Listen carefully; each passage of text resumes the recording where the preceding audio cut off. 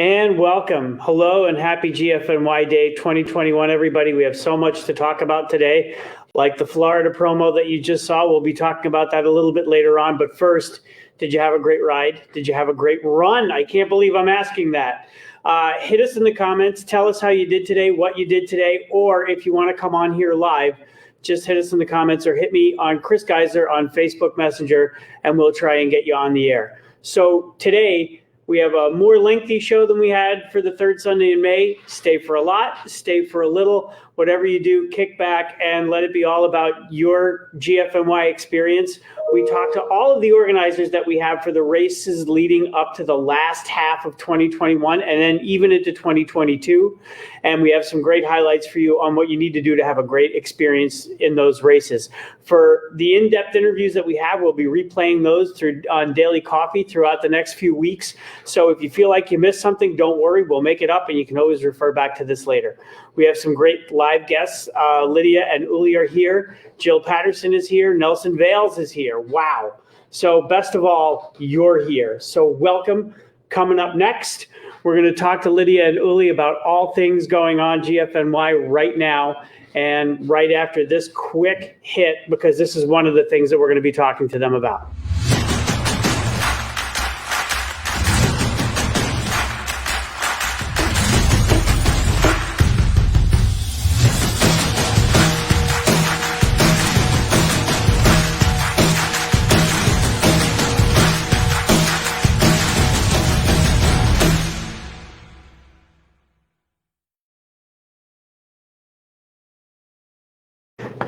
Live from Vaugeny, France, Lydia, Uli, welcome. How are you both?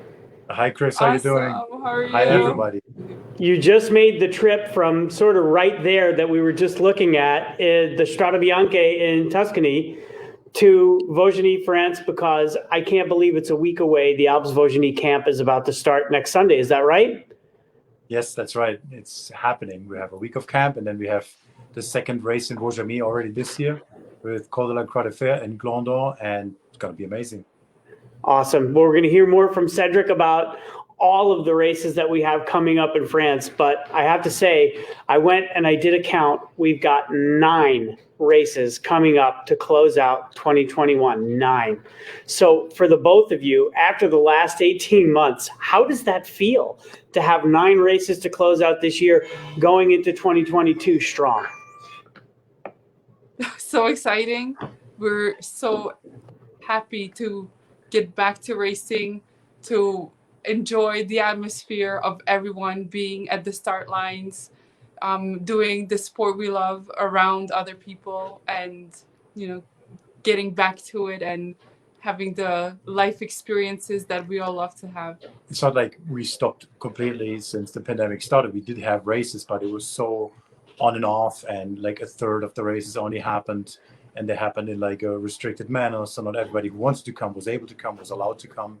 And now things opening up more and more. It's going to be great to slowly, but for sure go back to what GFNY was before the pandemic and with more races. And as you say, a jam-packed 2021 fall. We can't wait for that. So we just had GFNY Peru, the first one, in the middle of July. And so we talked to Al. We'll get into that a little bit later on. But between Peru, Ecuador, and then we have Uruguay, Colonia in November, as well as everything that's happening in Mexico. We'll talk to Sean about all things Mexico later as well. But Latin America has just been such a huge hit for GFNY, and it's just a huge focus. It just brings such great joy to GFNY to have Latin America be so huge. Can you talk about that a little bit? It's amazing to have Latin America be so present there because we love the races. The atmosphere is just unique. It's something you don't see in Europe or even in North America because people are more outgoing, more enthusiastic. So it's a party from start to finish. And that's why we really love it. And then, of course, now the races are coming because in Central America, it's too hot in our summer in July, August. So towards the later half of the year, Cozumel, those races are happening. And then in South America, it's winter right now. So they're getting into the spring. They're really excited. They want to get out now. And for us to be able to live this like summer twice on the Northern Hemisphere and then the Southern Hemisphere is very cool. and we're looking forward to having the races back. I spoke to Nestor from Uruguay earlier this week, and he was dressed in a sweater and a long sleeve shirt with a collar. So he was all bundled up and ready for spring now. Back over to Europe, 4 races in France. We'll be talking to Cedric later about that, like I said, but with France taking off, Italy is back in October, and it feels like Europe is continuing to be a focus. Yeah, and I think what's great is your multi-chapter series on travel to Europe this year, which has so much valuable information and tips and tricks and hacks everywhere. How to, get all your documents lined up, where to fly to, the ground transportation, how to select your hotel. All of this, you talk through this so well. And I think that really prepares a person who's like, how could I would love to, it's a dream. Is it something that's possible? And you make this so practical, that I think anyone who watches this say, you know what, actually I can do this. So to all you watching, if you have a European cycling trip on your radar for this year, next year, check out Chris Geiser's multiple part series on travel on gfny.com/news. If you just scroll through the news, you'll see the screenshots and the travel tips. And I know there's a few more chapters from you coming up on even more great tips. So thank you for that. And I think there's many people who will find value in it. Specifically, let's say for Italy right now, because if you haven't planned the race in 2 weeks, you're probably not coming. A bit late for that. But Italy is in October, and it's still 2 months away, and not too late to do that trip. And you really show that it's actually quite easy to travel to Europe if you're allowed to. There's still a few countries that can't travel, but everybody who can, just those few steps to follow and make the most of still 2021. Life is short. Yeah. The pandemic has shown that more than anything else to most of us who are born after the wars. So take advantage of what's there now and don't say next year, because who knows? Yeah, and Italy is full of foreigners already. It is quite an open country for travel, and really a stunning experience in Tuscany, with great food, great cycling, everything. So definitely not to miss, not to delay. And while it's open to foreigners and tourists, still only I think 30% of the usual means all the highlights are less crowded. So it's something to take advantage of also. In addition to being able to do the race, it's also good to not have it as busy as it usually is with foreigners. And I can speak to the amazingness of the Montepulciano Torrita di Siena experience and how amazing it was, and offered something for everybody. The climbing, the Strade Bianche, I mean, just all of the things that go into being a pro for a day, just lent itself to an amazing experience that I think we spent almost 10 days there and just had the time of our lives, just hacking around Italy when we weren't riding our bikes and enjoying the camp. And another thing that you've introduced so regularly into everything is the concept of the camp to get acclimated. Yeah, I think the camp is a fantastic option. And we've seen, even me personally, taking part in the camps. When I start in day 1 and I get to day 8, and all the other participants of the camps, you just take your cycling to another level. The handling, the comfort, riding in a group, the feeling of the bike, everything, because there's never time in your day-to-day life where you're taking this 8 days to ride your bike every day. And also the camps have full of tips and tricks from the coaches, the group leaders. For the race, for the sections, for the day. So if it's a climbing day, you're like getting introduced like how to tackle this climb. If we're doing a Strade Bianche segment, even like taking a time out and practicing, taking a turn and the curve on the Strade Bianche. All of this is leading and building you to have a great race. I think I have to jump in. That's the key part, because some people might shut the ears if they had camp and then race a week later, say, I'm going to destroy myself riding all week and then do the race. This is a camp preparing you for the race, So the rides are relatively short. They're not hard. They're focused, and it actually gets you in better shape to the race because in addition to riding every day in the group and whatnot, you get to ride where you race. Climate, profile, road, style, all is different wherever you go from where you come from. So you get to experience that. I know that in Italy in March of 2019 that I had the best day on the bike on race day after doing every camp day.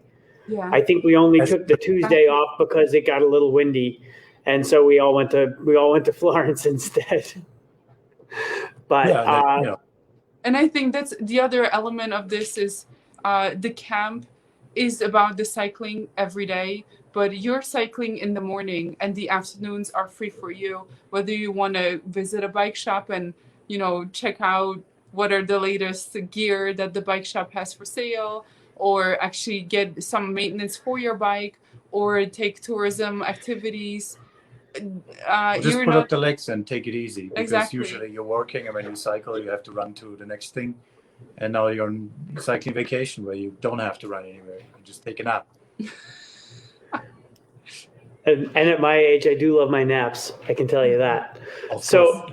heading east, Jerusalem is back October 1. We'll talk to Elon a little bit later, but Bali also back on the calendar for March. For Africa, Asia, any new plans, anything that you're working on? tons. Working on a lot. Always. And, we always wait until something is official that we talk about. I can't hold back sometimes and blab it, but I don't want to do that because things can change and then it doesn't happen and then it's not a great experience. But there's more to come, whether Asia or Africa or any other continent. You'll All hear right. it. And check out our podcast, The Daily Coffee. That is also a place where we talk about all the latest news and new topics, new That's where you gear, hear new it first. races. That's where we talk about it first. Right. I always feel safe to talk about things if I hear them on Daily Coffee. So That is public. finally, here in the USA, there's no need to mention the third Sunday in May. We all know what happens that day. But Florida now has two races, the marathon and the bike race. And Santa Fe is coming up in just over a month. We talked to Mike McCullough. So you're covering 3 out of the 4 corners of the U.S. right now. Great, yes, but not enough. We want to cover everything in between and on top of it. That's what we're working on as well. Again, nothing we can reveal tonight, but there's more to come. So keep your eyes peeled already for next year. And if not next year, then for 23. All right. And then there's some news about Florida that maybe not everybody that's going to Florida has caught, which is, in addition to the marathon that starts on the Speedway, which is pretty exciting, Yes. there's a brand new course for the road Yes. race. So what inspired the change to the course? Well, it's quite difficult in Sebring to have a course because there's basically a train line going through town that makes it impossible to switch from east to west or the other way around. Even though there are train schedules, there's always, unscheduled trains, and we just can't risk it to have someone have to stop, be a pro for a day. I know it happens in pro races, but it's easier to manage with a pro field than with a GFNY field. So we are either on the eastern side or western side of the track. We did it last year on the eastern side of the track, and there's a lot of dead end roads where you then have to turn around, or it leads to that track line or it leads to a highway. And we were not 100% happy with the course as it were. There was 2 out and backs that we didn't like. I really liked the whole area landscape, the orange groves and the cows is really cool. It's beautiful. But And so tranquil. I think for the field that's growing, that we're going to have a bigger field this year, it's better to have a big loop course, no out and backs, no oncoming riders on the other side, mixed with the odd car in between, which we have now on the western side of the town and the train tracks. We have one big loop that's done once by the middle distance riders and twice for the long distance. And it's speaking of a bigger group, it's a faster group. That is a fast race. It's fast. Cozumel had always the label of being the fastest GFNY. I think Florida is going to take that title this year. Okay, we'll see. I'll be in the back time trialing myself back after running the marathon the week before. You guys are both continually in the lab. So what is it, he said with anticipation, that you maybe can tell us about? We've had several exciting apparel launches, new colors, new patterns. The sunglasses keep getting cooler and cooler. So you're constantly evolving things. What can we look forward to? Well, then the first thing we're doing is we're working on a helmet. We've had a sponsorship with Limar for a few years that ended a few years ago, and we really love that helmet, but it's outdated now, and we've been looking to make a helmet for a long time, and it's something that we take serious. A helmet has to be light. That's for me very important because you have to wear it on your head, and it has to look good, and it has to be ventilated, and of course it has to be safe. It has to fit all the standards, so that takes some time. But I'm confident that for the New York race in May, we'll have the helmet out, if not already in February, March, so you can actually train it to race in it. And then there's something else we've been working on. a mechanical watch, a Swiss movement watch, but made for cycling that can endure cycling, not just riding around on a city bike, but also racing on a GFNY Italia Montepulciano Torita on the Strade Bianche. So if you think about a mechanical watch, there's these tiny gears and movements and everything, and the shocks you get on the bike, it's a bit of a challenge, but I love challenges. So that's the challenge that we have. We want to come up with the first mechanical watch that is actually made for cycling. And for all sports, obviously also for running as we're running, but I think cycling is one of the sports that gives the biggest challenge. I think when you told me about the watch, sorry, Lydia, go ahead. No, for all the details, you can also check out the podcast because we have a Some nerdy shows with that. Go into the multi-series set of podcasts with all the details and specs of the watch.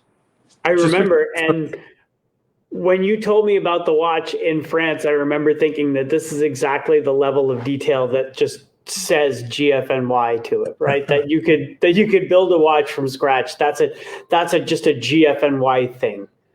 And I think what also is the GFNY thing is that, sometimes there are things that we don't get from anywhere. We try to find on the market. And for me, was that with a watch that I like wearing a watch when riding, just time only, but just that.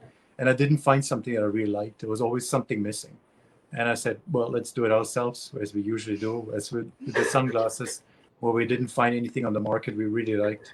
So that's the plan for the watch, so stay tuned. Well, the sunglasses, the jerseys, the bib shorts, the socks, the gloves, all of the things where you said, these are just not good enough for a GFNY rider. We wouldn't ride with these, so we're going to make our own. Exactly. Yeah. So thank you guys so much. If I could leave you guys with one parting thought, I know I promised we wouldn't talk about this, but I'm going to talk about it just for a minute. You just completed a 3-part series that you authored on the future of cycling.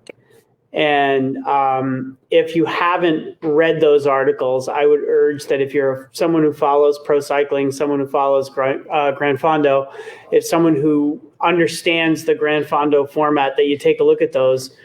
Uli, are you looking forward to a debate that we're going to have on this in the next few weeks or maybe month with some people that can speak to it? Yes, absolutely. It's going to be amazing. I think, many people saw the Austrian Anna Kiesnofer, who won the Olympic gold medal, while attacking on kilometer 0 and just leading the whole race and winning the race. And she actually won GFNY Mont Ventoux in 2015, which was her first race. And she came through Gran Fondo, through GFNY into pro cycling, and is now the Olympic champion. And I think there's a lot of riders like her who never get the chance to actually become a pro, although they would be at that level. That is one of the aspects. Another one is pros should be part of Gran Fondo, of GFNY, at the front of the pack. Not just the odd one that we definitely have, a Nelson Wales or Lewis Lemos, of course, and some others, but really the top pros, because we are the fans in the field and we get to race with them, and they have the chance to get exposed to the fans directly, and there's a much directer connection. Plus, our courses are amazing and exciting. So there's a lot to talk about there. A lot to talk about. So we won't dig into it here, but I can't thank you guys enough for joining us tonight. I know it's late there, so we'll let you get to bed. Again, if you have any questions for Lydia, for Uli, just roll them in. I haven't seen anything come through. Oh, there are a lot of comments. Hang on a sec. Let's make sure we don't have any questions. No questions. We do have a hello from Colombia, Costa Rica. We have hellos from a number of different places. So just people are out there. People are thinking about GFNY today, which is exactly what GFNY Day is all about. And we're just so excited that you were able to be here with us today. And Well, we love I seeing hope that everybody out today on social media. I was following Facebook, Instagram, It's Twitter. so Everybody is out. exciting. You know, Love Indonesia this. and Yeah. the countries you just mentioned. It's like, you know, I get goosebumps still. It's been only 10 years that we do this, and to see how, you know, GFY is such a joy for so many people makes us extremely proud. And, you know, we'll love and appreciate every single one of our riders who are representing GFY on a day like today and come to our races. fantastic. Thank you so much, and best of luck with the camp, and best of luck with Alps Vaugeny in 2 weeks. I wish I was there. Yeah. Thank you, Chris Remember Geiser. you being Thank you, here Chris a couple Torello. months ago only. Yeah, I know. I think I'm still cramping. So Good times. thank you so much. Thank you. Bye, guys. Thank you very much.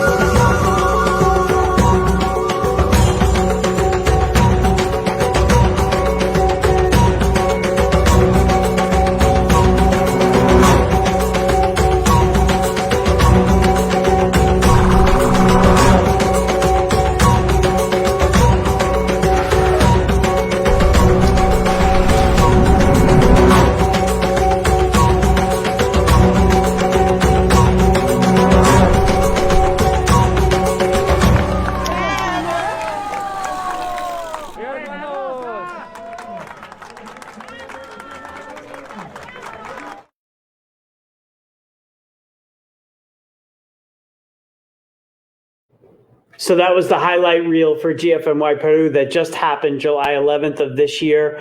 And we look forward to that race coming back in April. But there's a lot to know about GFNY Peru. But before we go into it, let's just do a recap of those 9 races that we have ahead of us. We've got Alps Vaugeny, Santa Fe, Ecuador, Jerusalem, Italy, Florida Marathon, Florida Bike Race, Cozumel, Uruguay. Right? So 9, count them, 9 GFNYs to close out 2021. But like I said, we just had Peru. I spoke this week with Aguilar, who is the Peru organizer, about the success of this year's race and what you need to do to get ready for the altitude. Let's roll that, Toto. And no, thank you so much. We are so happy to be part of GFNY family. How did the first race go? It was marvelous. For me, it was magic in Cusco. And it was like a big festivity for Cusco. It was amazing. All right.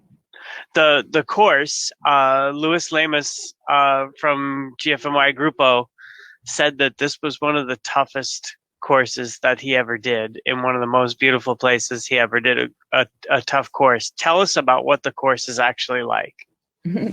Well, the first thing you have to plan to do a race in Cusco is the altitude. No, so that's like the biggest challenge that everyone asks. No, what's the altitude? And Cusco is at 3,400 meters, and then the route goes to 800 meters. So that's the top of the challenge. And then you go down to the valley, the Sacred Valley, which is around 3,000 meters. And then you go back up again. No?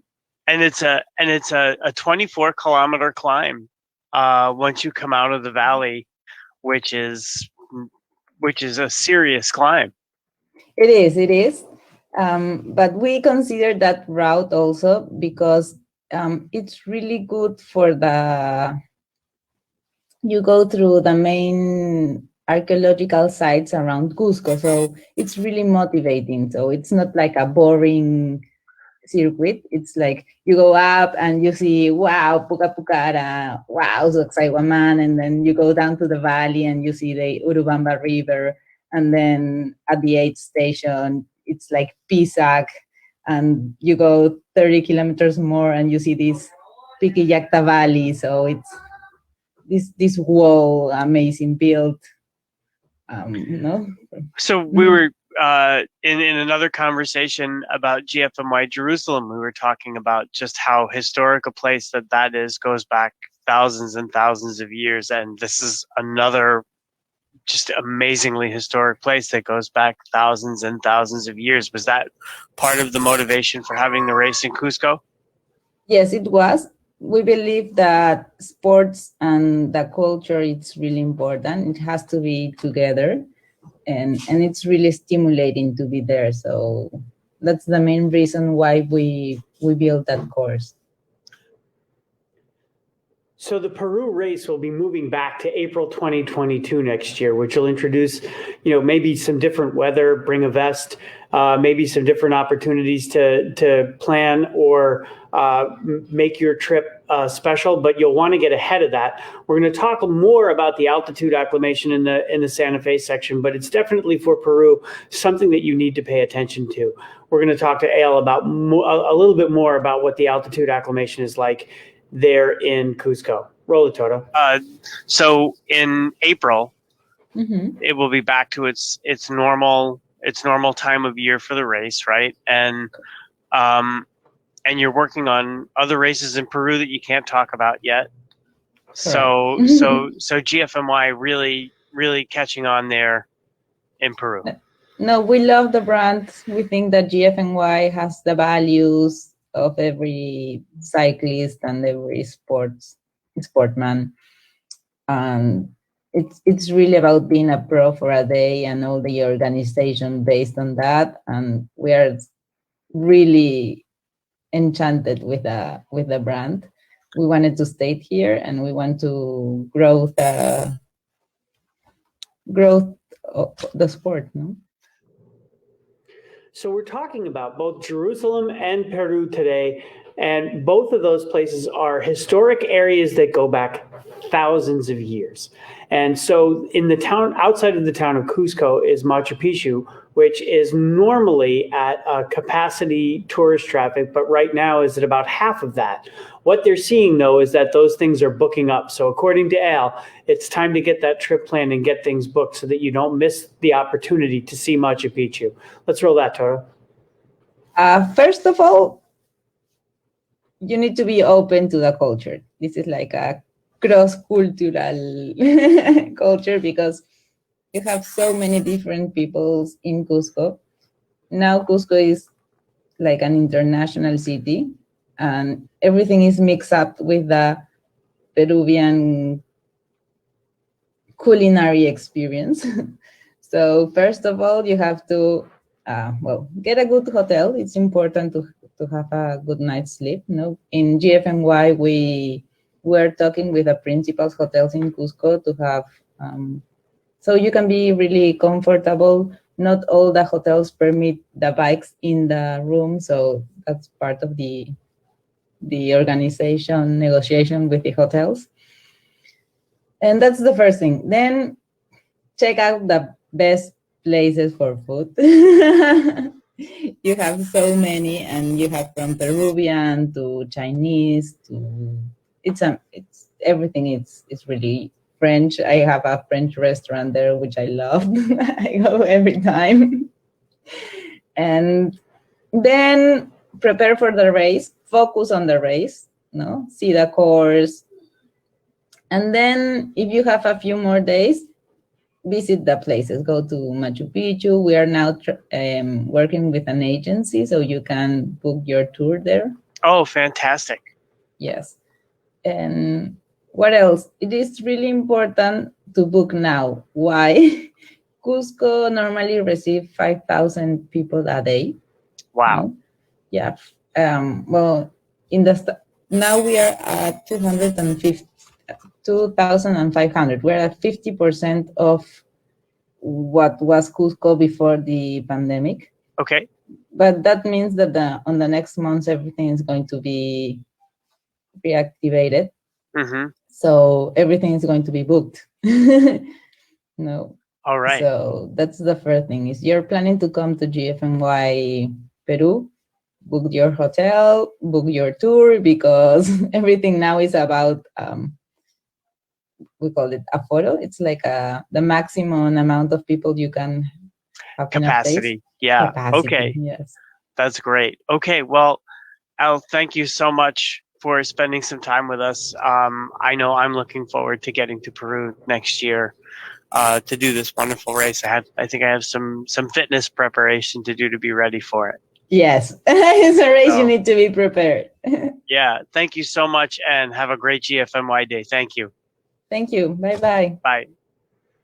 All right, so let's pause for a minute and let's look at your questions and comments. I know that Instagram has been full up with GFNY tags, and we can see that people are getting out and riding. There's my friend Nelson Vales right there. But lots of folks getting out and getting their GFNY on today, tagging that with hashtag GFNY. So if you're still out riding, hashtag us, hashtag GFNY, and we'll get your posts into the show, or we just love to see what you're doing today. Also, some questions. Jackie McAllister, my friend in Cozumel, she said that it's hot out there and it was humid, maybe a little wet today, but that the race team provided support on the course and that was great. Thomas Thomason actually said that he'd love to get to Peru, which totally achievable. I think all you have to do is maybe go to the State Department website, start there, find out what the requirements are, and then you'll be able to actually start to build an itinerary where you can get yourself to Cuzco for that April race. I think the time to start planning that is now. Usually takes, somewhere around 18 hours to get there to get to South America from the US, but it wouldn't be a bad time to start planning now. So hope you hashtag us, hashtag GFNY. We'll probably check out Facebook in a little bit. As the kids know, I'm not as good on Instagram as I am on Facebook, so I'll probably have a better time of it there. So now on to GFNY, Vaujany, GFNY, France, 4 races coming up. We're going to talk to Cedric. Parfait.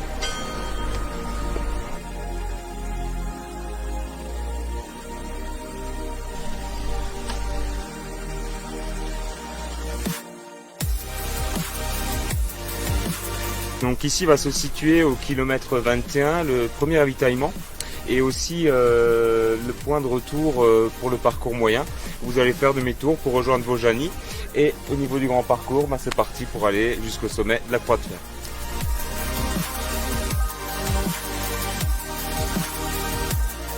Dans les 2 derniers kilomètres, on commence à apercevoir le sommet, ce qui donne une motivation supplémentaire. Allez, on attaque!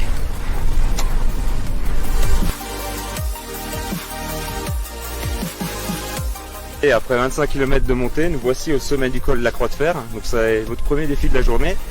Ici vous aurez donc le ravitaillement, le deuxième de la journée.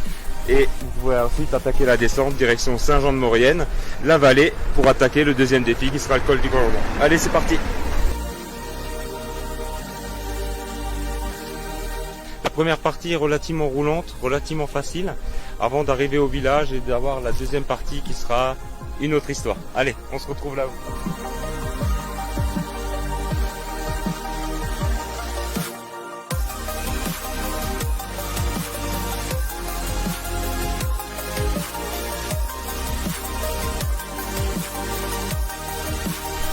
Avec des passages à fraise comme ça, on veut dire ça pique.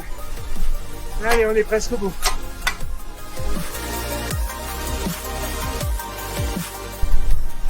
Voilà, deuxième col mythique de la journée, le col du Glandon, et c'est 1924 mètres.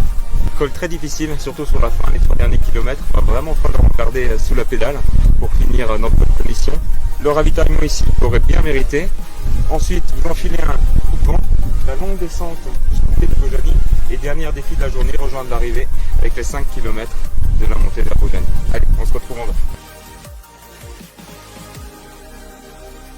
À 5 km de l'arrivée, au pied de Vaujany, ici aura lieu le dernier ravitaillement de la journée pour vous restaurer une dernière fois et attaquer les 5 km de montée qui vous restent jusqu'à la ligne d'arrivée. Donc j'espère que vous avez gardé des forces et maintenant en direction de l'arrivée. Allez, à tout de suite.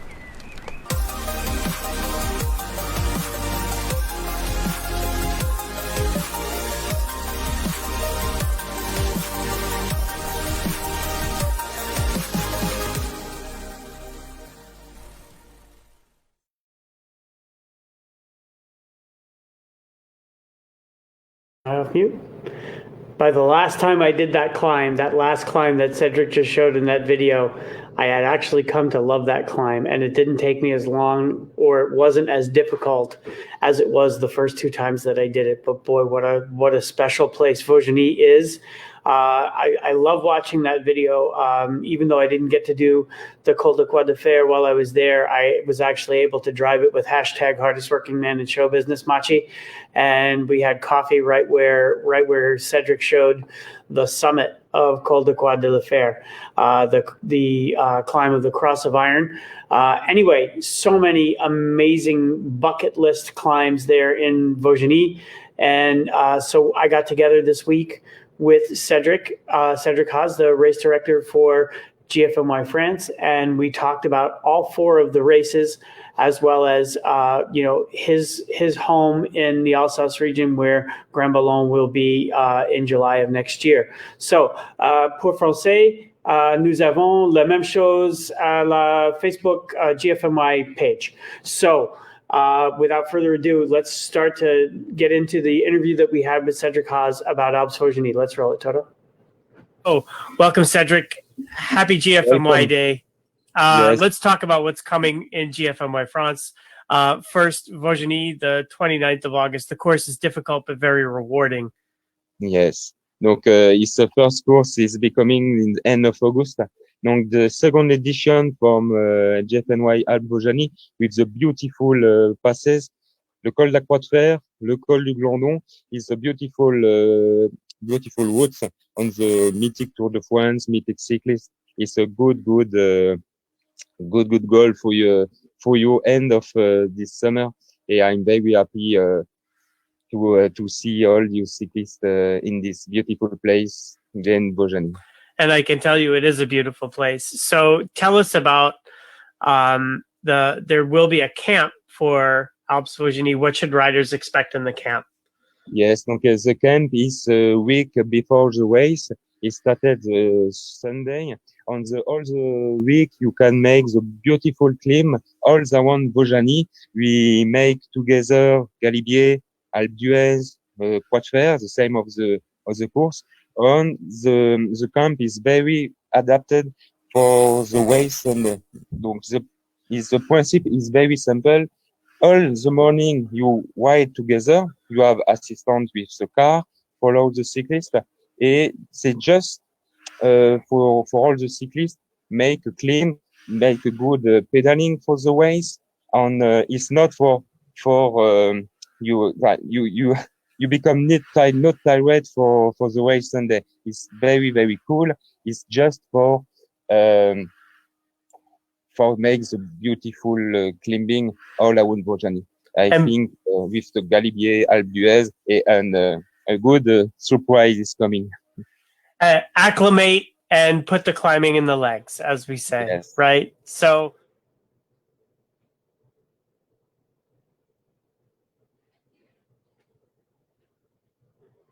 we just talked to Lydia a little bit and Uli about the camps, the GFNY camps that take place in the races throughout Europe, and that are starting to become de rigueur at GFNY races around the world. So I spoke to Cedric about specifically what some of the camps would entail in France for Alpes Vaujany. So let's go back to Cedric Rolatoto about camps. You have 4 beautiful races coming. 2 big news is Tourmalet is 12 June 2022 with the beautiful climbs, the beautiful places for Tourmalet. This mythical climbing for all the cyclists. Tour de France is a beautiful place. On all the ways we have. Just the week before the race, a camp, okay, for 1 week together. And an example for the La Vaujany on Grand Ballon is the camp just after the race. It's a beautiful moment for all making the beautiful routes. I want the big place, yeah. Voilà, the views. All the place with a good support, really adapted for the routes, for the race. I think it's a beautiful moment for all the cyclists. Excellent. together. Excellent. And so now, as you said, GFNY France up to 4 races. Wonderful. Congratulations. Merci. Thank you. Thank you. One of the things that was really exciting about hearing about the Grand Ballon race that's coming up in July of 2022 is that is where Cedric is actually from. And it's always been a lifelong dream of his to be able to put on a race there in the Alsace region and really show off what his home region is like, the beauty of his home region. So as we got into, the race is difficult in its own right, but it's actually very challenging course, even though it's not the same as an Alps or a Pyrenees race. It's still a very challenging race in its own right for different reasons, like maybe shorter or steeper climbs. But roll it total, we'll go back to Cedric. Yes, it's beautiful climbs. All the people, cyclists, know where and why is the Col du Tourmalet.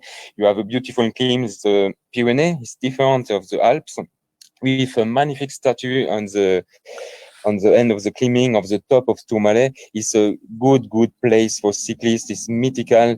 Tour de France is becoming not so long. It's good exploit for all the cyclists. I am very happy GFNY can come on this place in Pyrenees. It's too different of the Alps. It's very difficult. It's a good challenge. You have just before the Col d'Asma on the ways is 165 kilometers with 4,500 meter climbing. It's a good challenge for you. Make your appointment for 12 June 2022. I cannot wait. I'm maybe not the best climber, but I'll get up. Yes. Finally, if you haven't heard about it yet, for France, there's GFNY Lourdes, which is coming up on June the 12th of next year. So June the 12th will actually see GFNY go over one of the most iconic and epic climbs in cycling history, a climb that is used in the Tour de France more often than any other climb, and has been, I think, the oldest climb on the actual tour route in the Pyrenees.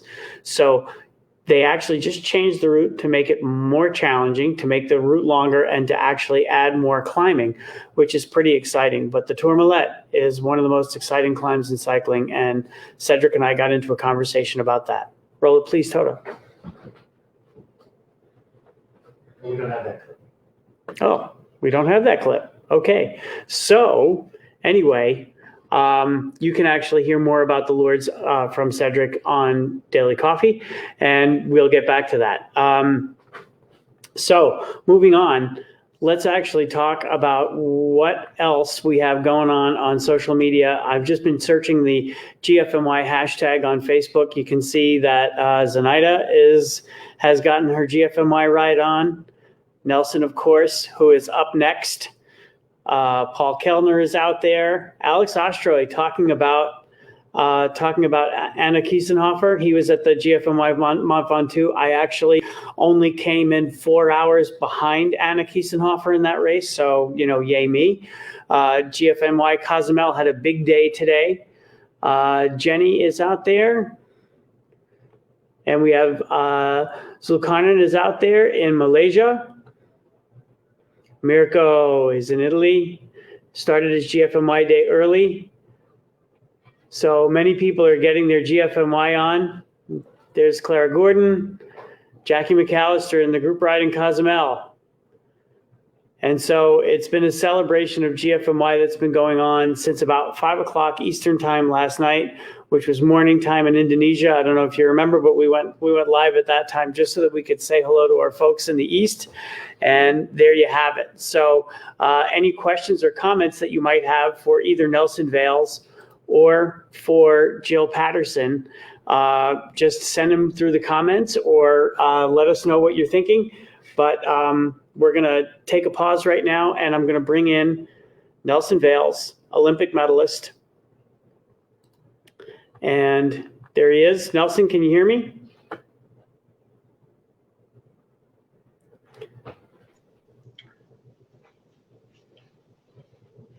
Nelson, can you hear me? Oh, everyone, hey. Yes, I can hear you out there.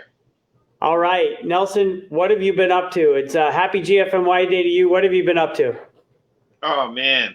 Well, first of all, if you haven't seen it, I've been test riding my new Cheetah Canyon bicycle, playing with different wheel sets and different gearing.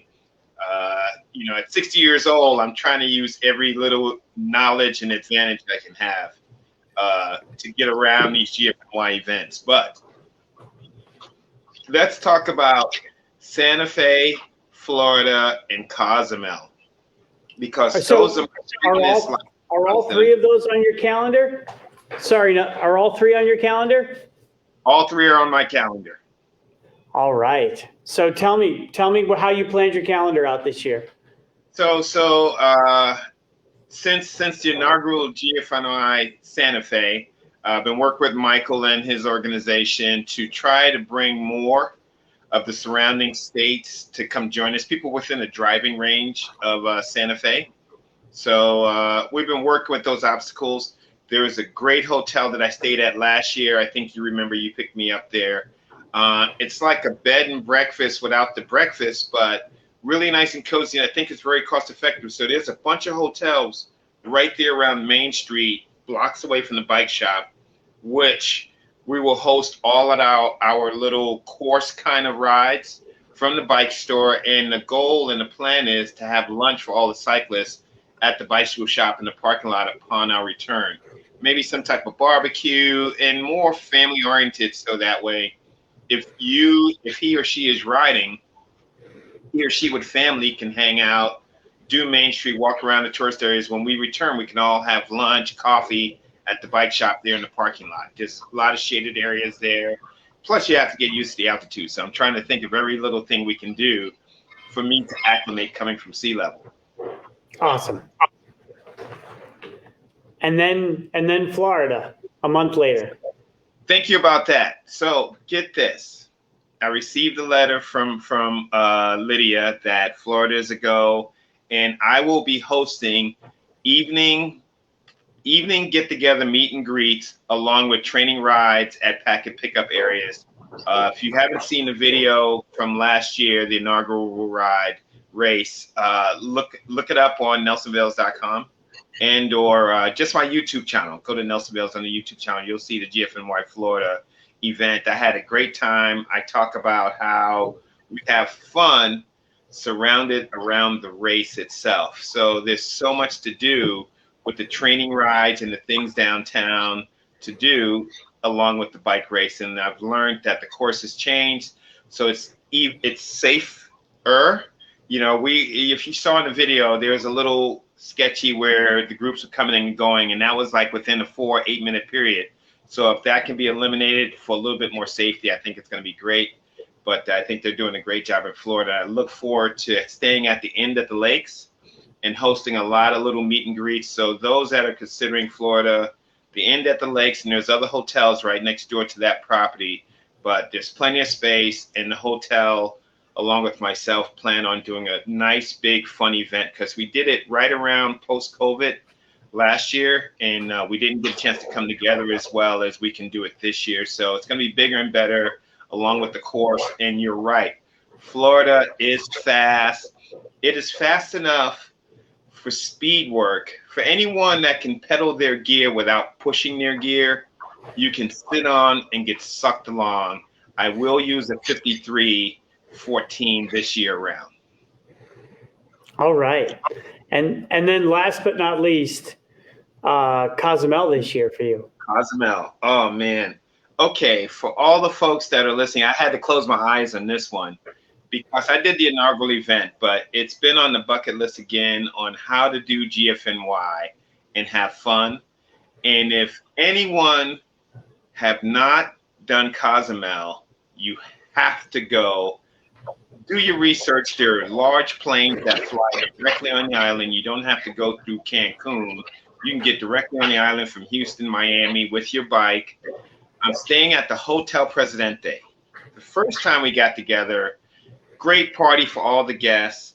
But now we have discussed at the Hotel Presidente, all the guests that are staying on the property, every day we'll have a little bike ride luncheon waiting for us after our bike ride.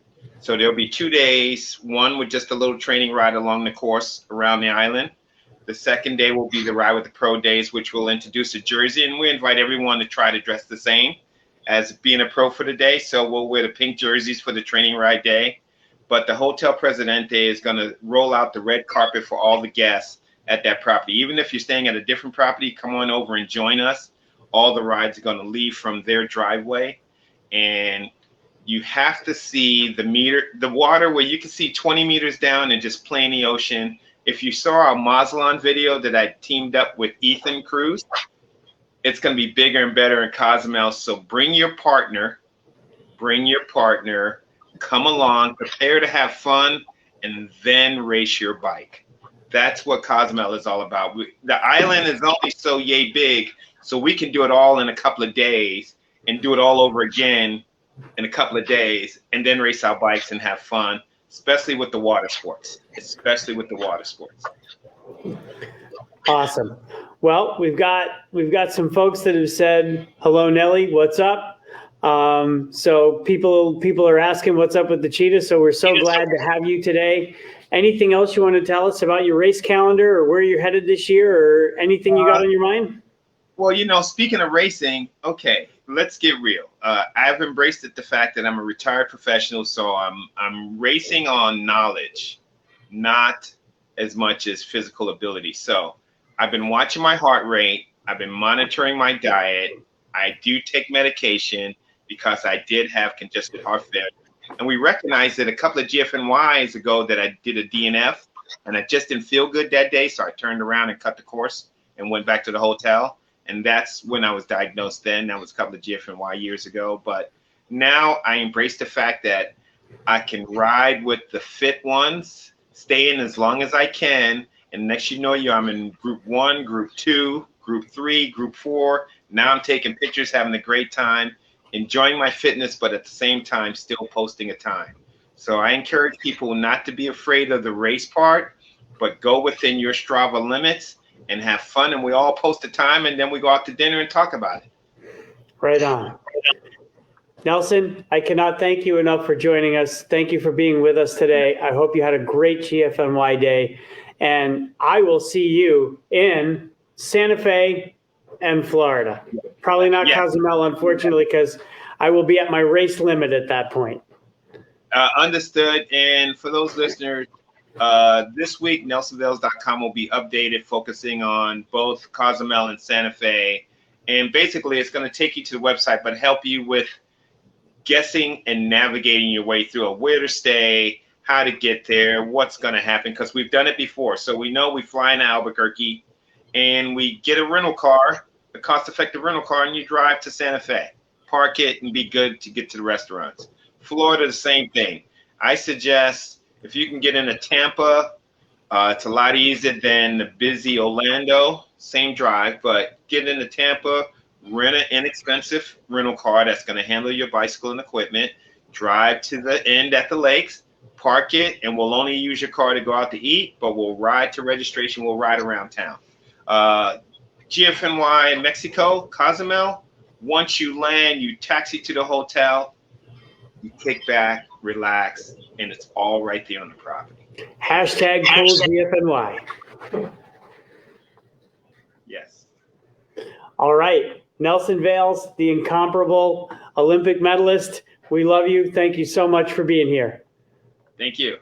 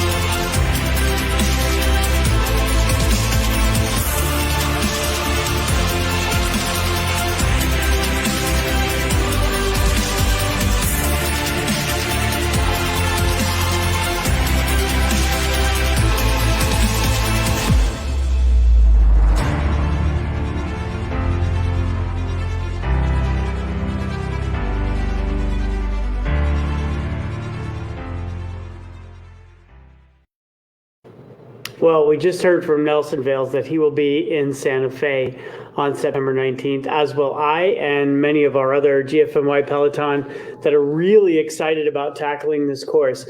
In the inaugural, I found the course to be one of the most interesting courses that I've ever done. It is interesting, beautiful, epically challenging, with a fast start and a big bang climb at the end and a summit finish. It will challenge every part of the GFNY racer in you.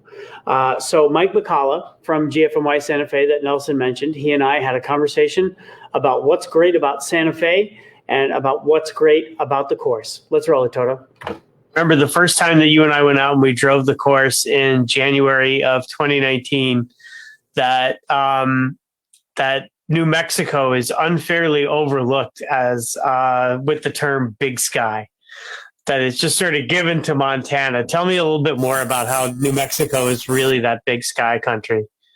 Well, New Mexico, a lot of New Mexico is a basin and range, which comes all the way up from the northern part of the United States. And here in Santa Fe, we are at the very southern end of the Rockies. And so you have lots of mountain ranges with desert basins that are very, very large. And there are many, many places, including from higher up on the course, where you can see 120 to 140 miles on many, many days of the year. So when you finish that climb at the end of the race, there's like a little observation deck at the top of the climb. Where am I looking at when I look out across there? I wanted to say, and I think I've actually written, and it may have been incorrectly, that it was that I could see all the way to Los Alamos, but I may be thinking in the wrong direction.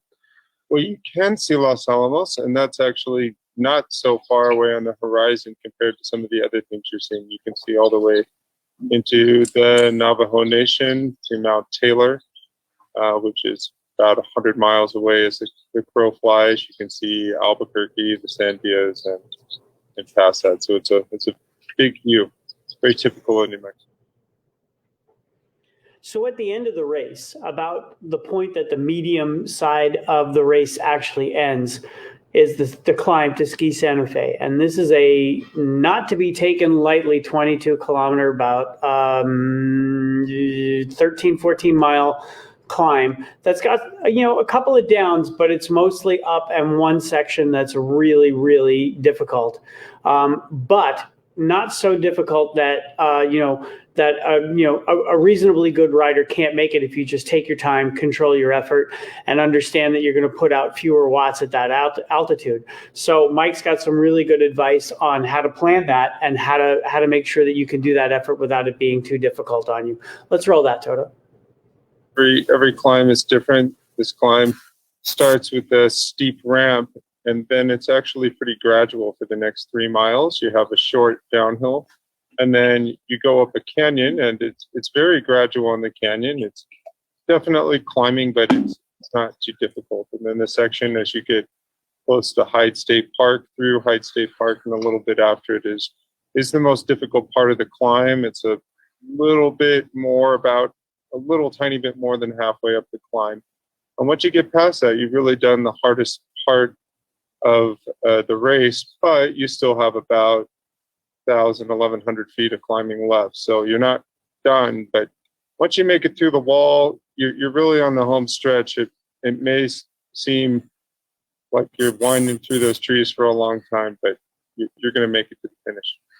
And for people that are worried maybe about the altitude, I mean, I arrived there on a Thursday night and was able to finish the race, no problem. It's really, I mean, in the discussions that you and I have had, you had said it's probably better if you can't spend, 3 or 4 weeks acclimating, it's probably better to just spend a couple of days or 3 or 4 days at the most, right? Absolutely. Your body will really kind of go into a mode of making red blood cells, and you will get more tired. I often feel that a week after I've been here. But I think a big part of the altitude is really just mental. I mean, your body does have some mechanisms to adjust. Some of those happen very quickly within the first 24 hours that you're at altitude. The main thing is just to pace yourself a little bit differently. You can't make the same kind of anaerobic efforts that you make at sea level, or you just won't recover. So got to be gentle with the gas. If you do that, you might surprise yourself that it's not nearly so hard as you thought it would be. And hydrate. Yes, absolutely. Your body's first response is to try to concentrate those red blood cells with every heartbeat. So yeah, hydration makes a big difference. You don't want to be doing a ride like this dehydrated. So as your body's trying to get rid of that blood plasma, make sure you put it right back in. So there you have it, Santa Fe, an epic race, an epic GFNY course right here in the Southwest United States. A couple of questions to answer. Can you survive on the front with the big groups when the race goes fast? Can you survive the climb? And then the most important question for anybody that visits Santa Fe is green chili or red chili? Those are the big questions that you got to answer. So let's, I'm going to pop over to Facebook to handle some questions. But before I do, there's a video that I want to show you that somebody posted on Facebook this morning that I just thought was really cool. So I'm going to show it to you. But before I do, I just want to remind everybody, I can see Jill Patterson in our virtual green room, and she is getting ready to come on and talk to us about her upcoming race at GFNY Ecuador. For anybody that doesn't remember, and you should remember, Jill Patterson won GFNY NYC championship in 2019, and a pretty spectacular win. And I refer to Jill as the champ because she is the champ, and she's been doing all kinds of racing around the U.S. and around the world, and she can't wait to get to Ecuador and work out on this tough course. So we're going to talk to Elena Nolasco from Ecuador in just a little bit before we talk to Jill, so that we can maybe see what Jill has to say about Elena's conversation about the course. But first, I just really want to show you this really quick video. Here we go. Hang on a second. I don't know if we'll be able to get sound on this, but I'm going to share my screen. And I just thought that this was cool. Posted by Mayanne Maris.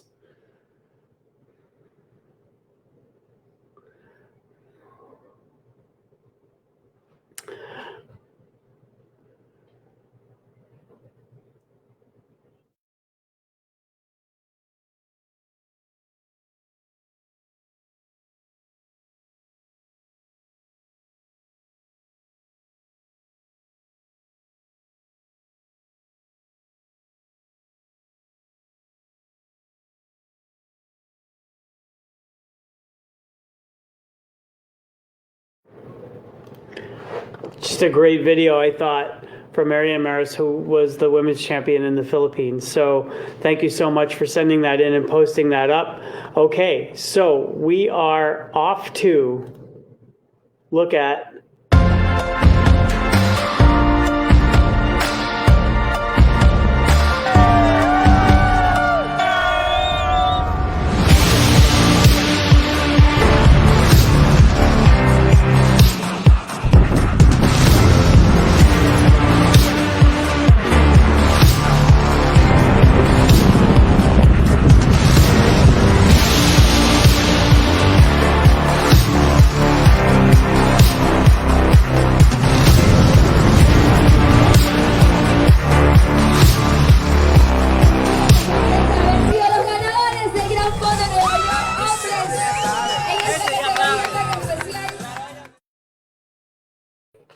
So that was the GFNY Ecuador promo from 2020. We'll be back in Ecuador in September 26th of this year, 2021. It'll be the third edition. And Ecuador was one of the races that we were lucky enough to be able to run last fall. So we're pretty excited that GFNY is back in Ecuador this year.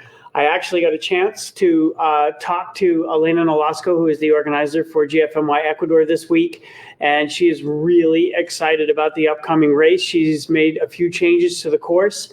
The course will now have some different challenges, and with Jill Patterson heading there this September, no one in that peloton is safe.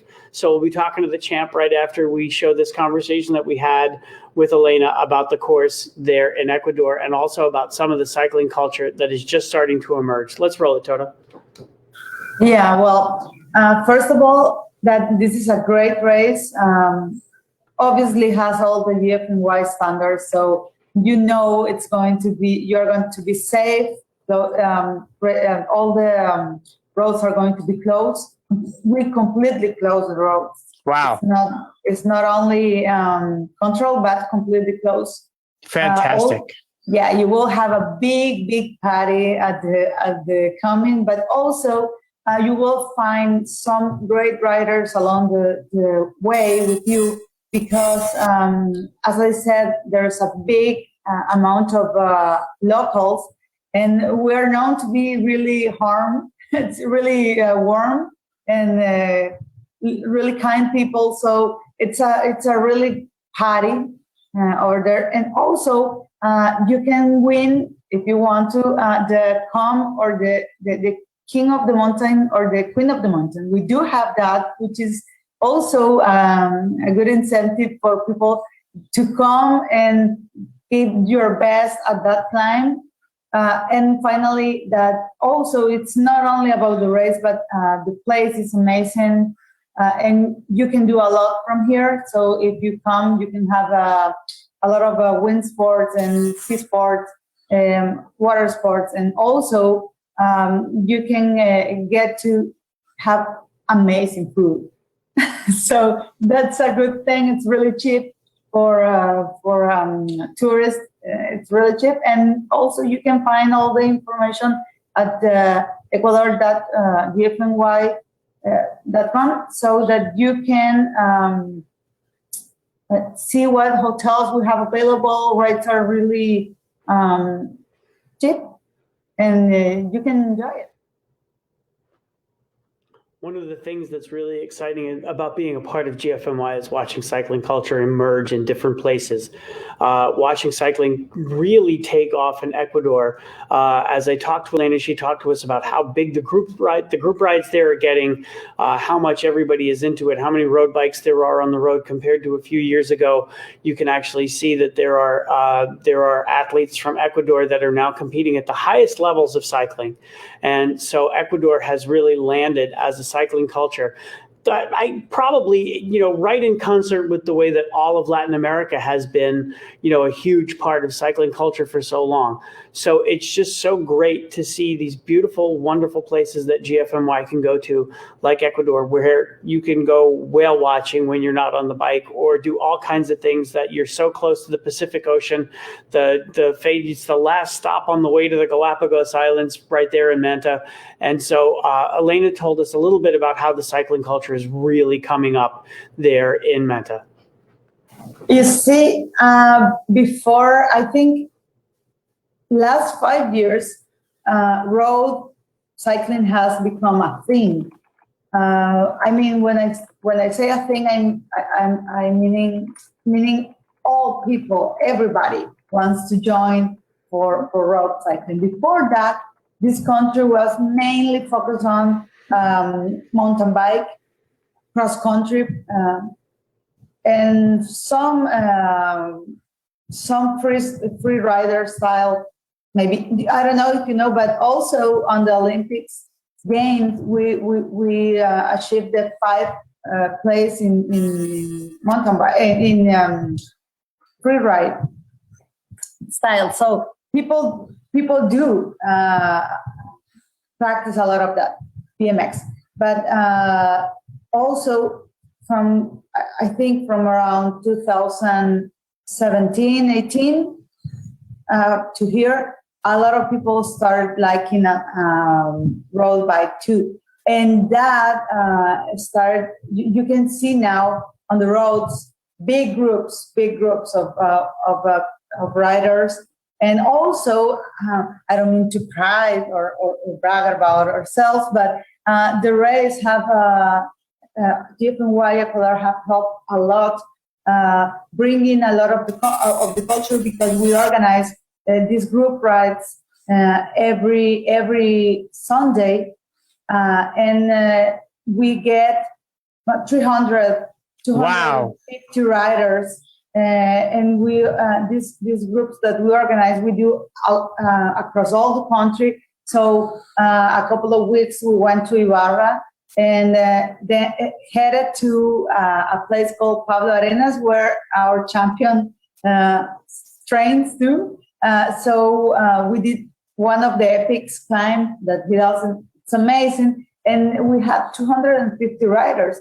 So you can get to see these big groups crossing the cities, where cars has to just stop, even though we don't close the road, but they have to stop because it is like a big train just coming directly to you. So you stop, and this is really becoming a thing here. Yeah. All right, and now joining me, sorry I brought you in a little bit too soon, just a second too soon there, Jill. How are you, champ? I'm great. Thanks so much for having me. We haven't talked in a while. I know we talked, you and I, right after you won the GFNY MIC championship, but I've been following you on Facebook and just sort of watching how you've been racing and traveling and everything. And it looks like you might be traveling right now. Is that right? Yes. I'm actually in like a little camper van, so I set up the video. It seems to be working. It's working great. We can hear you loud and clear. So after hearing all that from Elena, and you know the course now, I don't know how much you did the course, about 95 miles, about 7,000 feet of climbing. It's not for the squeamish, right? It's a healthy GFNY course. What do you think? I think it's awesome. Actually, I pulled it up and I'm looking at it right now, and I'm looking at the key points of it. And it looks like the first 10 miles is a little bit up and down, so I'm hoping to stay with people there. And what's really, I think, going to separate people at about mile 18 is a 1 mile, 8% climb. And that's really going to fracture the group. And then after that, it's a lot of flat. So my goal is to get up that hill with people, go down and stay with them, because then you finish at mile 70 is a 5 mile, really long climb at about 5%. And that's kind of like that finishing point. Like you got to get up that hill and then it's all downhill to the end. So without giving too much away, what is your strategy? Is it really just to use the group as much as you can until that last climb? Oh yeah. And then the long descent too is also a factor, right? When you go back to the beach. Yeah. So I'm looking at the course. So because it's so long and because that long hill hits so late, I really want to save my energy as much as possible. So yes, I want to be in that group, especially because there's so much flat-ish stuff in between there, and I can save a significant amount of energy if I'm drafting people in a bigger group. So I don't want to be like left by myself in the wind. Once I get to that hill, I don't know what's going to happen. I mean, it would be nice to stay with people, but when you're on such a long hill, the paces can, even just a tiny variance will separate you. So who knows, it might shatter there and then I'll be left to my own device to get down that hill. I'll do that as best I can. That's kind of like the ending stretch. You know, I just have to focus, tuck low, get aero, don't crash, be safe, and just go to the end once I get to the top of that last hill. What will your gear choices look like? I know a lot of us are nerds that way. What will your gear choices look like for this trip?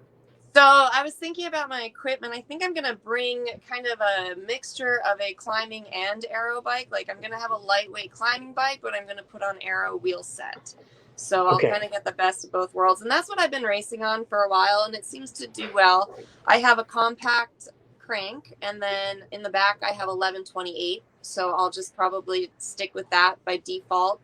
I know I can do an 8% hill on that. And then I can definitely do the 5% longer climb. That'll take, 20 so minutes. So I think that'll work for me. Okay, this is going to sound like an odd question, but in part of the conversation that I had with Elena, I asked her about the winds along the beach, and she said that usually on the return for this course, you might actually encounter a tailwind. Heaven forfend you encounter a tailwind. I've never actually seen one, so I'm not sure I believe that they exist. But how does that change your strategy as far as staying with a group or leaving or trying to split from a group when you get to that point in the race where it's so close to the finish line and there's a chance to actually, maybe get away and stay away? You know what? Actually, I might switch my gearing out if I think there might be a tailwind, because I think I would spin out on a compact crank. So that's maybe the first change I would make, considering that. Honestly, I think it would be hard to escape from the group in a tailwind. I think that everyone's going to have that advantage, so that would be a tough breakaway.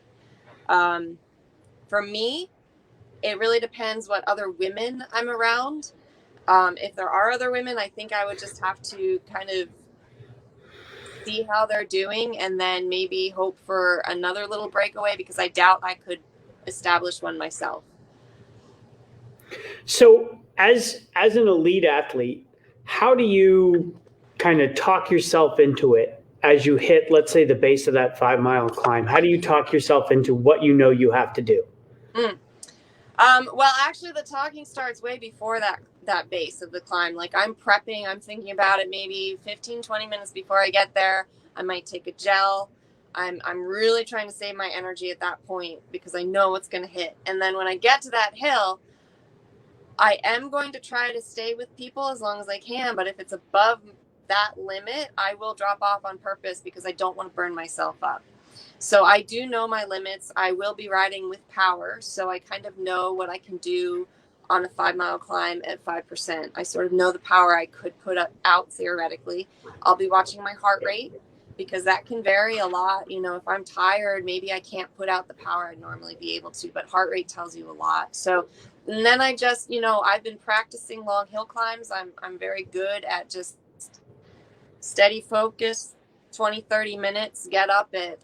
That's kind of my happy place. So I don't really need to talk myself into it much. What's your nutrition strategy then for something like this, pre-race and then mid-race? So I find it difficult to eat solids on the bike. I've been experimenting. Honestly, racing is so much about nutrition. Like, you can have all the fitness in the world and then you can get dehydrated or not get enough calories, and there your race goes. So you have to practice that nutrition also and the hydration. So I definitely will focus on staying super hydrated. I want to get those electrolytes in. If they bottle handouts, I'll take those. I might have a little flask with concentrated electrolytes because if I'm just getting water, I need electrolytes on top of that. And then it's not going to be as, like, I've been doing recently like 6, 7, 8 hour races. So it's going to be shorter than that. So normally in such a long race, I would want solid foods. Like, even though it's hard for me to eat, I just force them in. But for a race like this, like 5 hours, maybe less, I'd probably honestly do a bunch of gels. They're easy, they're fast, just that quick sugar burst. That works for me. It might not work for other people. Okay. So for myself, I know when I make a trip like that, long, jet laggy kind of trip to someplace like South America or Europe, I have a routine that I go through to get myself back, and ready to race by that Sunday. So will you be arriving early, or will you arrive, midweek, or what's your usual preparation for something like that? Yeah, that's a really great question. I will be getting there early. I think I'm getting there on Wednesday, so I'll have several days before, and I'll focus on staying hydrated. Like, I'm going to be drinking my electrolytes every day, just pounding the water, pounding the electrolytes. Trying to eat healthy, just well-rounded diet, get plenty of sleep. I will be doing rides, not hard rides, hopefully pretty easy rides up to the day of the race. And I think that will kind of help reset my system, like getting out on the bike, exercising, and luckily there's not much of a time change difference for me, so that won't probably be much of an issue. Will you recon the course at all? Will you maybe do a light up and down of the 2 big climbs?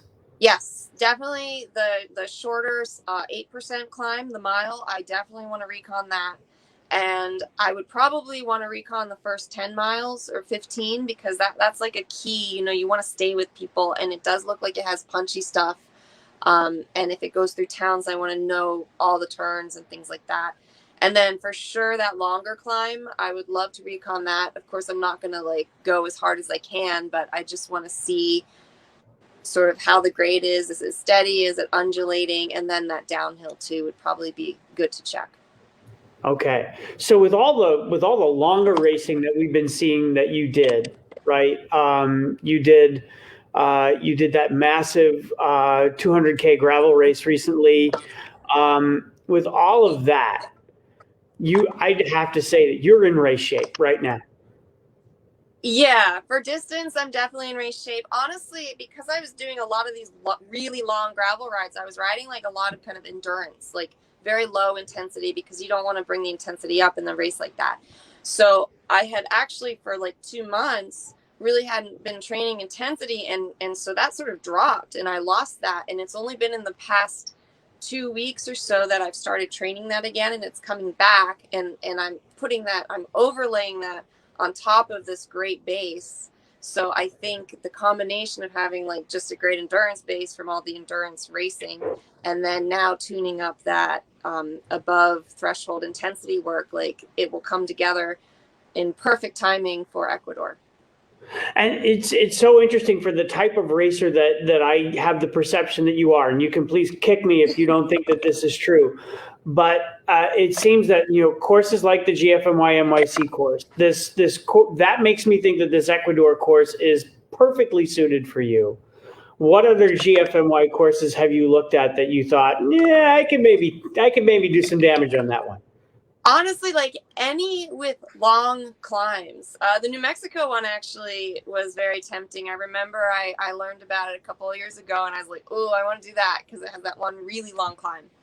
The flatter ones are not my forte. Like I would go and I'd be like, I'm gonna have fun in this, but you know, no hopes of doing well, just enjoy.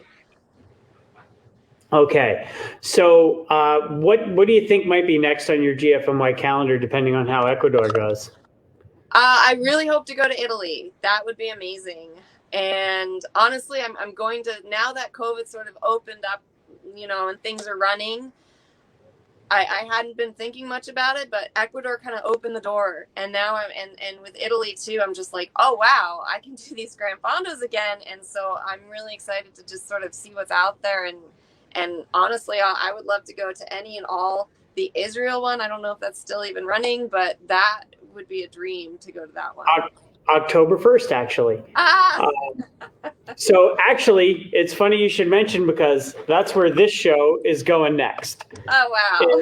To Jerusalem. So perfect timing. But last question, because of the way that you just spoke about Gran Fondo, I think you said that when I had reached out to you about this show, I had mentioned the Future of Cycling article.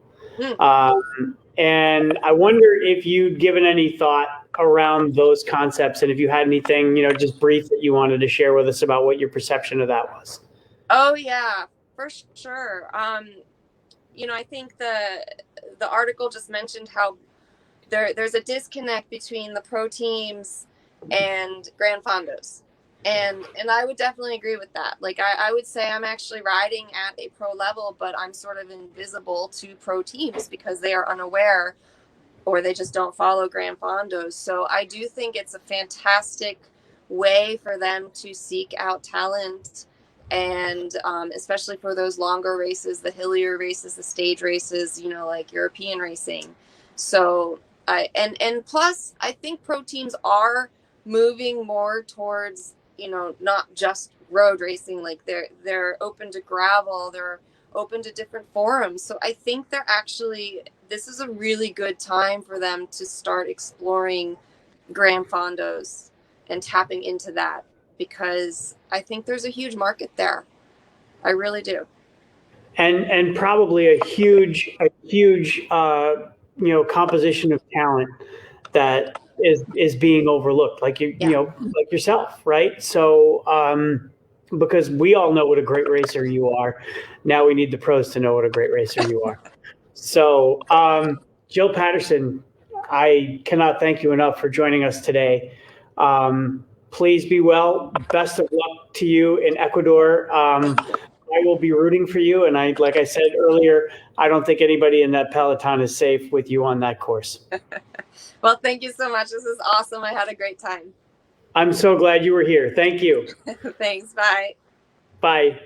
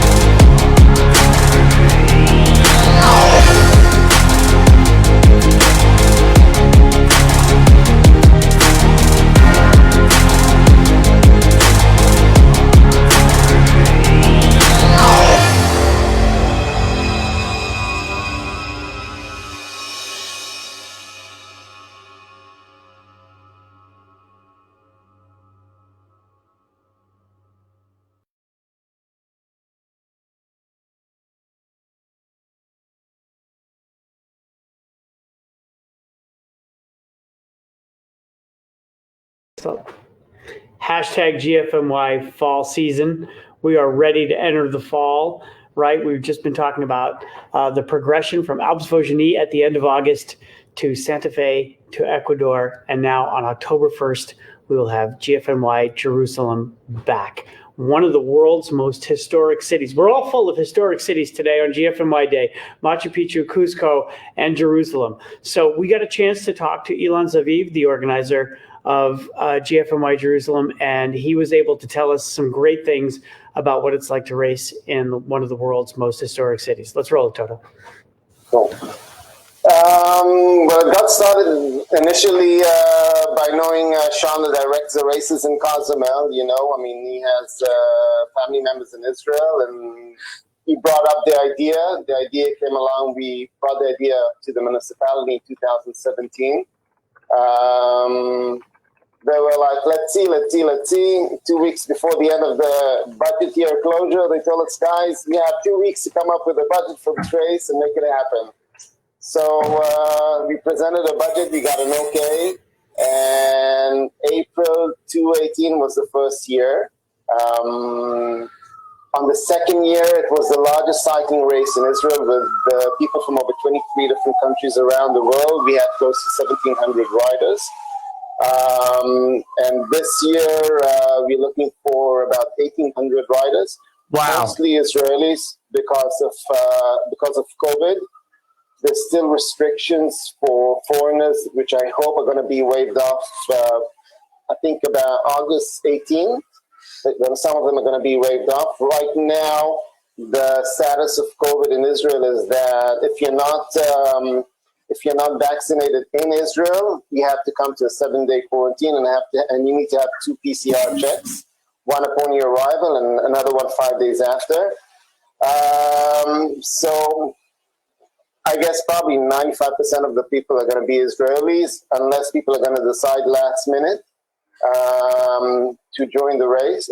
The race actually falls 4 days after the New Year's holiday, the Jewish New Year's holiday. So I guess a lot of people from New York, England, Europe, that anyways come to Israel to celebrate the Jewish holidays are probably going to be prolong their vacations to stay along for the race because it's a great opportunity. And we're back. So this course, this Jerusalem course, is no gimme, right? So there's plenty of climbing, plenty of chances to break away, plenty of chances to stay with the fast group. It should be a big day on the bike.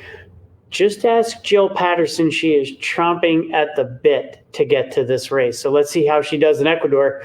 It's a week after Ecuador, so probably she won't make it this year, but next year. So we got to talk to Elon about the course a little bit. So let's roll that, Toto. First of all, it's the only day in the year that the city is closed for cycling to begin with. And we're going to start from the, let's put it at the sports compound of the city, which is at the Jerusalem Arena.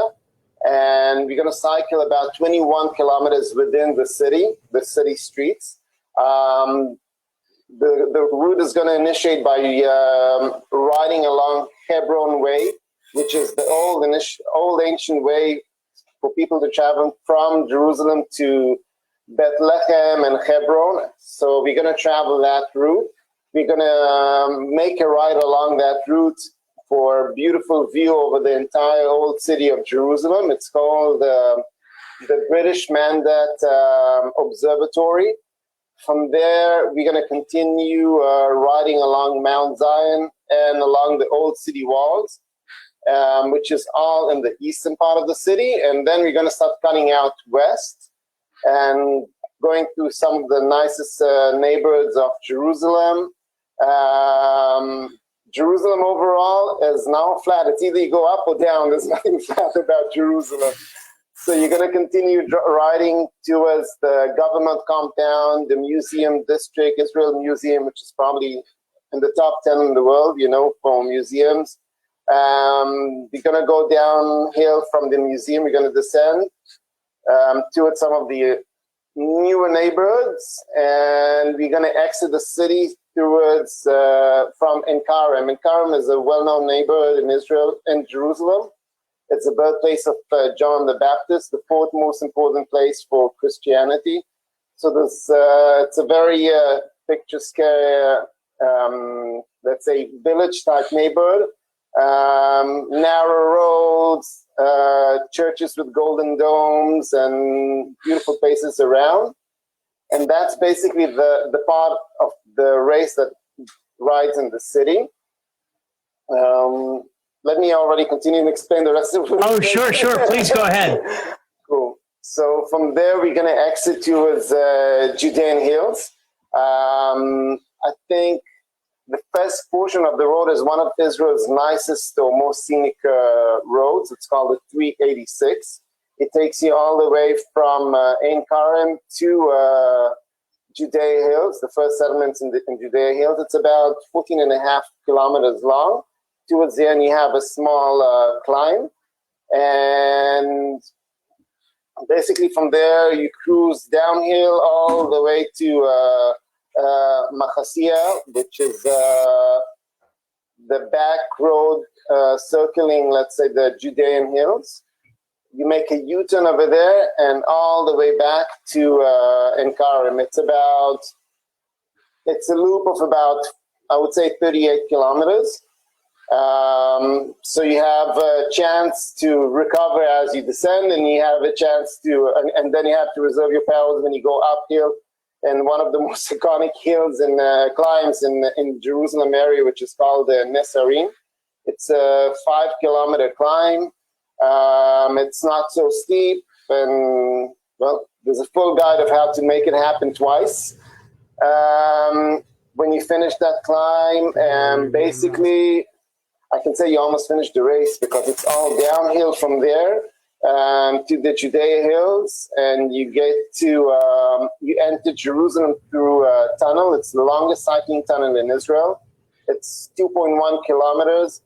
It's a little bit downhill, and what's nice about it is that it's fresh. I mean, like at 11, 12 o'clock in the morning when you're towards the end, it's nice to get a cool breeze when you enter, and then you have a small climb of about 300 meters towards the end, and that's about it.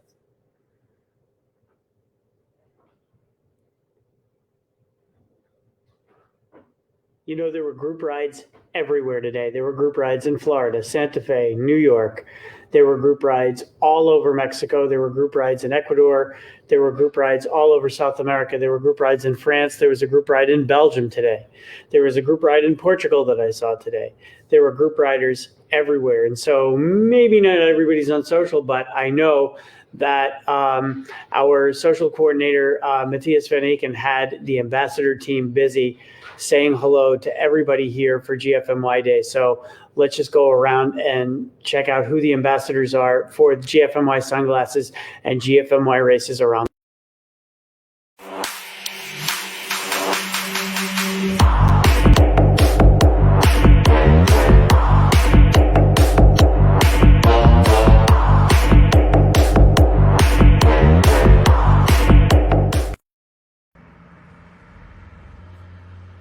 ¿Qué tal amigos? Soy Valeria Sainz, soy del estado de Oaxaca, México y he participado en 2 GFNYs, Monterrey y Cozumel. Mi favorito es Cozumel ya que el clima es perfecto, el terreno es llano y ruedas junto al mar. Te invito a participar este 15 de agosto en el GFNY Day y vestir de verde. Nos vemos en la carretera. Murguía. Soy originaria de Chihuahua, México. Vivo en El Paso y este será mi primer Gran Fondo, Santa Fe. Estoy muy motivada, sé que varios lo han hecho ya, me han platicado de él. Es, creo, una gran meta a cumplir, terminar los 75. Los invito a todos a que conozcan un poquito más de Gran Fondo en nuestra página y pues que se animen a participar en alguno de ellos. El motivarse, el motivar a la comunidad es algo que me motiva mucho. Creo que podemos hacer cambios motivándonos entre nosotros y estas carreras pues nos ayudan a comprometernos o a buscar una manera de entrenar o ser más formales en nuestro entrenamiento. Hola, ¿qué tal amigos? Soy Fernando Arroyo, soy originario del estado de Tlaxcala y he participado en 6 grandes fondos en Nueva York. Mi favorito es el de Monterrey, ya que logré proclamarme campeón absoluto de la categoría general en 2019. Los invito este 15 de agosto a vestir la camiseta verde y festejar este día de Gran Fondo Nueva York. Saludos. Hola, mi nombre es Caterina Escobar, yo soy de la ciudad de Neiva, Neiva, Huila, Colombia. Los invito a todos a participar del Gran Fondo de Nueva York. Mi preferido es el que se realiza en la ciudad de Nueva York. La primera vez que participé fue en el 2019 y a partir de ese fondo seguí participando de todos los demás acá en Colombia y posteriormente estaremos en el 2022 allá en Nueva York. Así que los invito a todos para que se inscriban y hagan parte de esta gran familia. Hola amigos, soy Daniela Salcedo, tengo 24 años, soy colombiana, residente en Panamá, embajadora del Gran Fondo de Nueva York. He participado en 4 ediciones del mismo, en Colombia, Panamá y Nueva York. Estoy muy feliz de pertenecer a esta gran familia que cada día crece más. Mi gran fondo favorito es el de Nueva York, me encanta la ciudad, me encanta el ambiente y su gente es simplemente maravillosa. Los invito para que nos acompañen en las próximas ediciones. Hello, my name is Carla, I'm from Monterrey, Mexico, and I'd like to invite you this Sunday 15 to the GFNY Day. I'm celebrating it here at Aguascalientes, but you can celebrate it anywhere you are. Don't forget to sign in on our page. See you there. All right, so big thanks to the ambassadors. Big thanks, Matthias, for getting the ambassadors to chime in and let us know how they're doing. Let us know what their favorite races are. We are now going to talk about one of the most successful races that we have in the GFNY Peloton.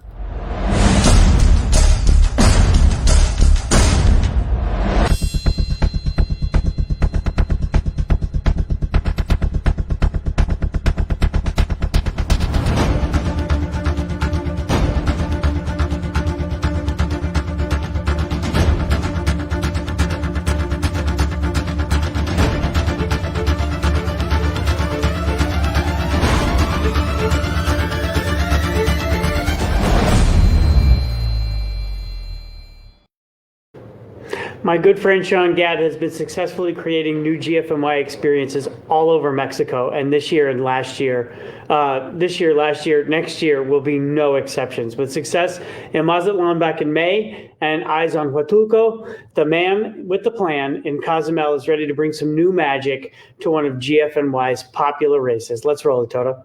Well, basically, it's GFNY Day. It's a celebration of everything GFNY. It's a celebration of two wheels.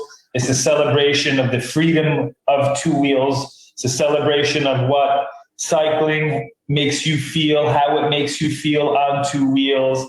And basically, we wrap that around GFNY, which is obviously, the feeling that you get when you're participating in a GFNY race, to try to give that flavor for GFNY Day as well at all the group rides that we're organizing around Mexico.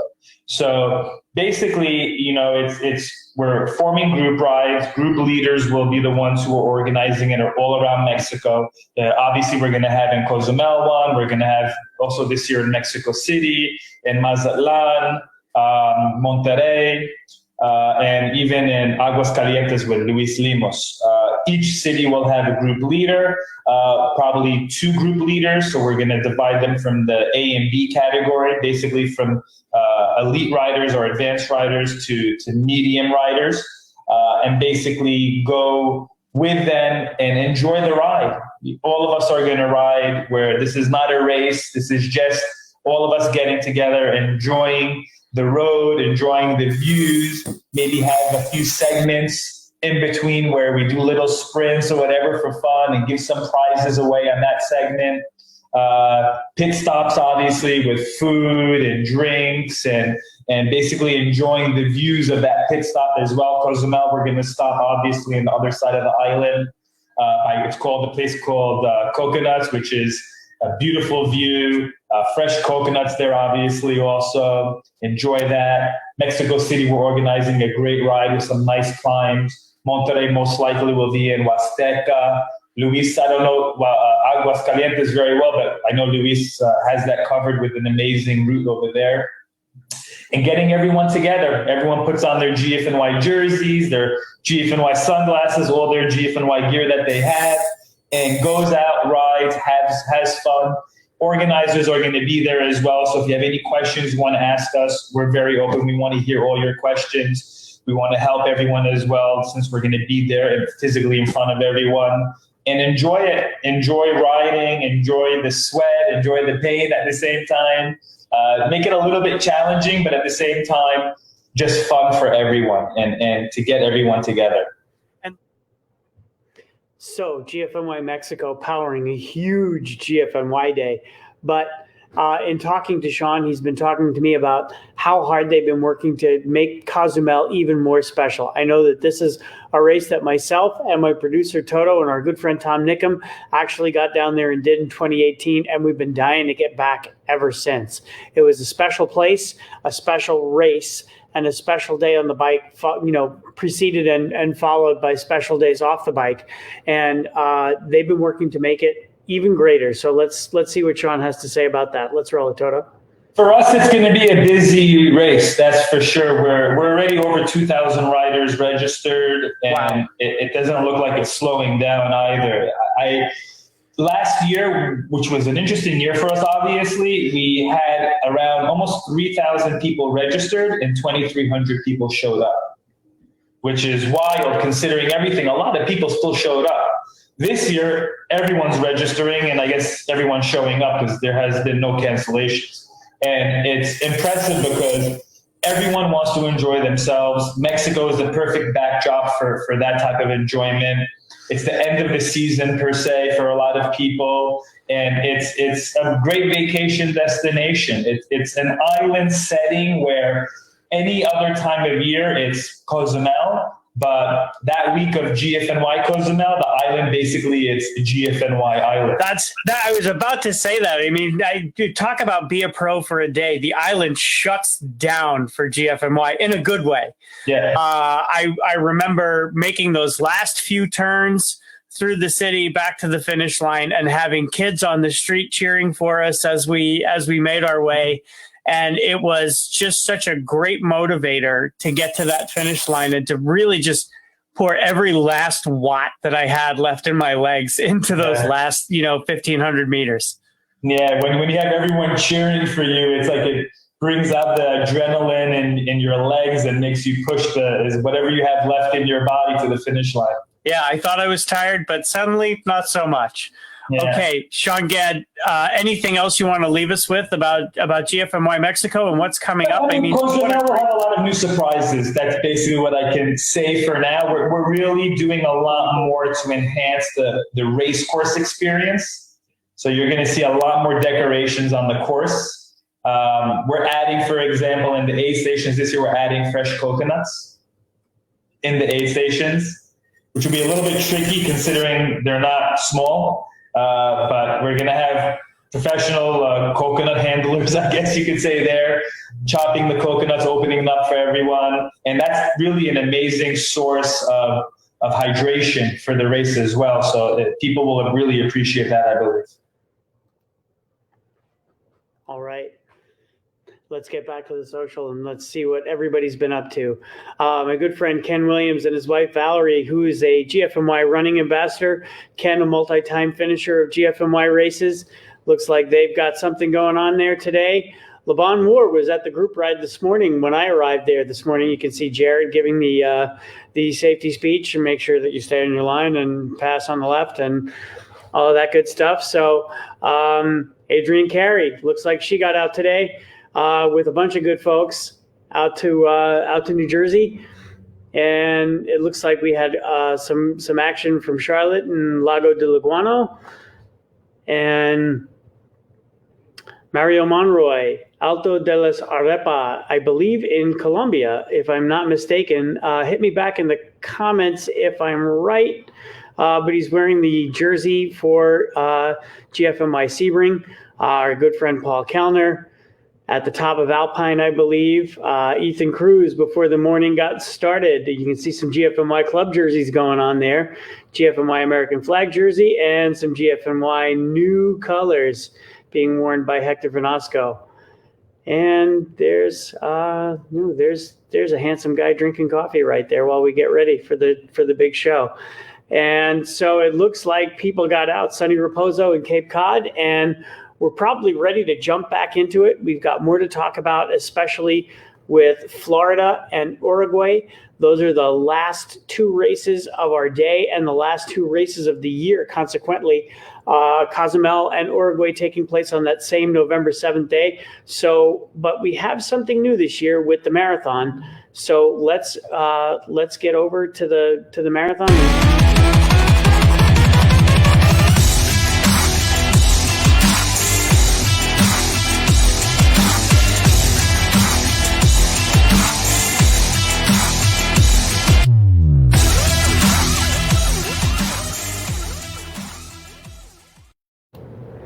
Okay, so we got the opportunity to speak with somebody from GFNY HQ, Jenna van der Heide, and she is located in the Netherlands, and she will be here for GFNY Florida on October 24th for the marathon. Now, Jenna is new to endurance sport, and so with that brand new course in Florida, we know that the bike race will be fast, starting on the Sebring Raceway for the marathon. This is one of the storied auto racing tracks of all time. The measured marathon will provide anybody that is looking to be a Boston qualifier with the opportunity to set a PR and qualify for that race. It has been properly measured, properly portioned out. So we were able to catch up with Jenna from GFNY HQ, who is taking her first steps literally into the marathon world. Let's roll it, Toto.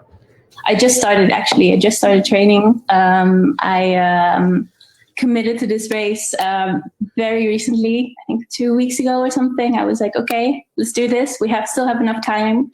As you said, I'm definitely not a runner. I think everybody who runs is a runner, but I'm not a long distance runner.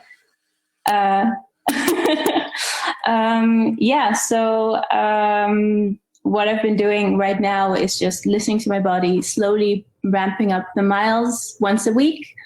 I'm adding in some speed runs as well. I had contact with a track that I live close to, so I'm able to go for runs there as well. And I'm just going to keep continuing with my, what we would call cross training. So I'm still doing yoga, which I love, and it's just really good for overall muscle conditioning and balance and recovery, as well as some strength training here and there. So, but endurance sport is different than the kind of sports that Jenna was actually playing for most of her athletic life, tennis, things that were stop, start, bursts of energy, as opposed to the way that endurance sport works. So we asked her about what her training routine was and how that had to change for her to be successful. Let's roll it. You know what? It just might be. Yeah, I started quite recently. I started in June at GFNY, working in mainly communications and doing a little bit of race prep as well. So I have been swept up in the anticipation of the race, seeing how big the community is and how excited they all are. And I mean, my bosses, Lydia and Uli, they're so committed and so dedicated to making the race happen and making every race very just big and impressionable and as good as it can be. So that definitely gives me gave me some motivation. To want to be included and to want to participate on that. So yeah, that's why I did it, and I like running, but I'm not as I said, not a long distance runner. Coincidentally, the 24th of October is also my birthday, so I just thought it was a perfect thing to participate in. Yeah. Excellent. Oh, that'll be.